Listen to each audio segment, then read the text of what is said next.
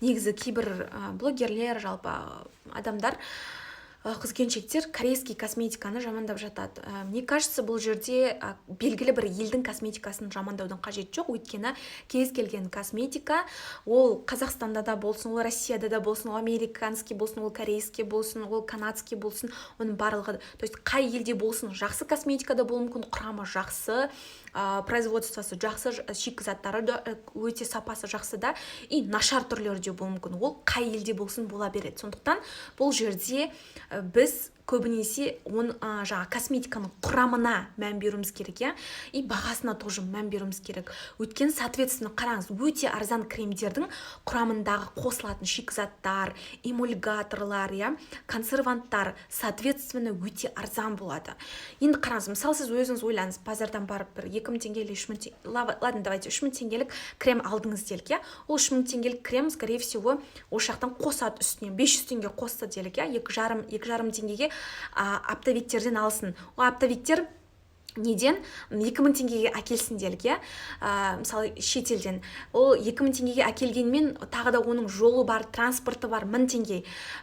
Жалпы заводтың өзінде 1000 теңгеге, ойлаңыз, 1000 теңгеге қандай косметика сізге эффект береді? Құрамында қандай зат болуы мүмкін сізге эффективный әсер беретін? Соны ойлаңыз, Получается, бұл жерде біз неге мән беруіміз керек? Құрамына, составына мән беруіміз керек. Составы качественный болған дұрыс.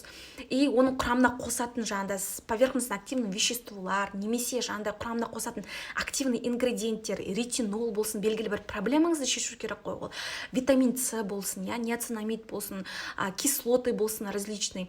Сол ең маңыздысы. Потом оның құрамына тағы нелер қосады?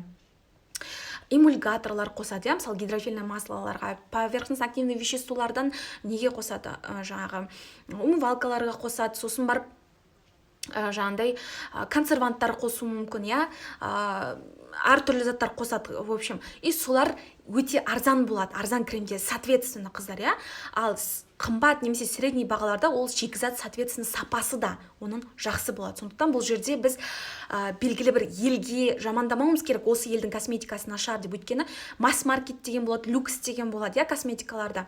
Мен в основном косметикалар қыздарға таңдағанда, әкелгенде олардың составына мән беремін, қанша процентте активный ингредиенттері бар, минеральный масло бар ма жоқ па? Өйткені арзан кремдердің көбісінде минеральный масло қосады. Минеральный масло бұл мұнай өнімдерінің қалдықтары.